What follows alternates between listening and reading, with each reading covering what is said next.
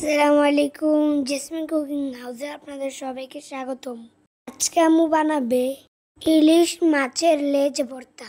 তো চলুন কথা না বাড়িয়ে দেখি আম্মু এটা কিভাবে বানায়।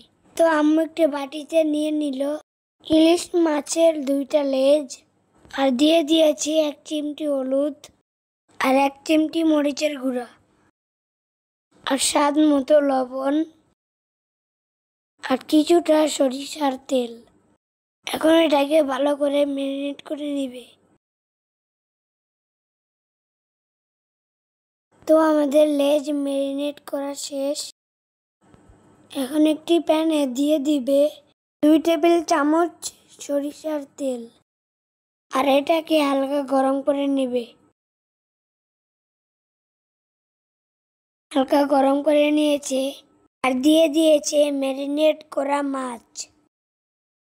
এখন ওই মাছটাকে মিডিয়াম আঁচে ভালো করে ভেজে নিতে হবে। আমরা মাছটাকে ভালোভাবে উল্টে পাল্টে ভেজে নিব।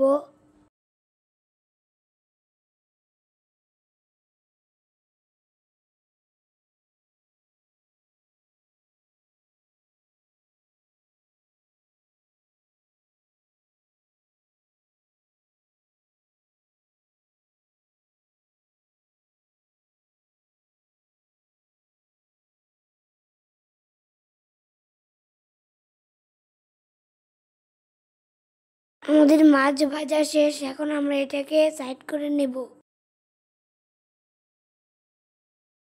আর দিয়ে দিব 6-7টা শুকনো মরিচ। ঝালটা আপনাদের পছন্দ মতো বাড়িয়ে কমিয়ে নিতে পারেন। এখন আমরা মরিচটাকে লাল লাল করে ভেজে নিব। লাল লাল করে ভেজে নেওয়া শেষ। এখন এটাকে সাইড করে নিব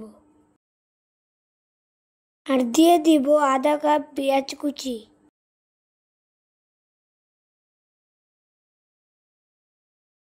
এখন এটাকে ভালো করে নেড়ে নিব।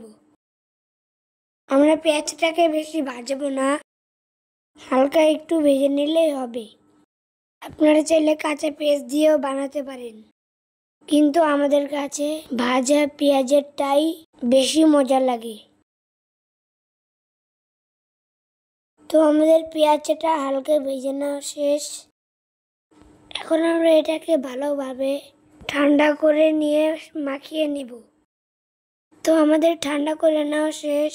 এখন একটি প্লেটে আম্মু মাছগুলো নিয়ে নেবে আর এই লেজটাকে ভালোভাবে ভেজে নিবে।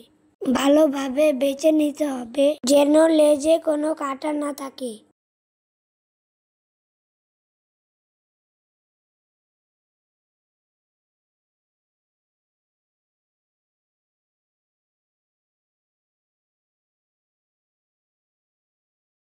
তো আমি এখানে লেজগুলোকে ভালোভাবে বেছে নিয়েছে আর নিয়ে নিয়েছে সেই ভাজা শুকনো মরিচ।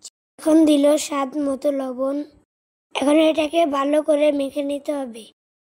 ভালো করে মেখে নেওয়া শেষ। এখন দিয়ে দিবে সেই ভাজা পেঁয়াজ কুচি। এখন এটাকেও ভালো করে মেখে নিবে। ভালো করে মেখে নেওয়া শেষ। এখন দিয়ে দিবে সেই কাটা ছাড়ানো মাছ। এখন সবগুলোকে ভালো করে মেখে নিবে।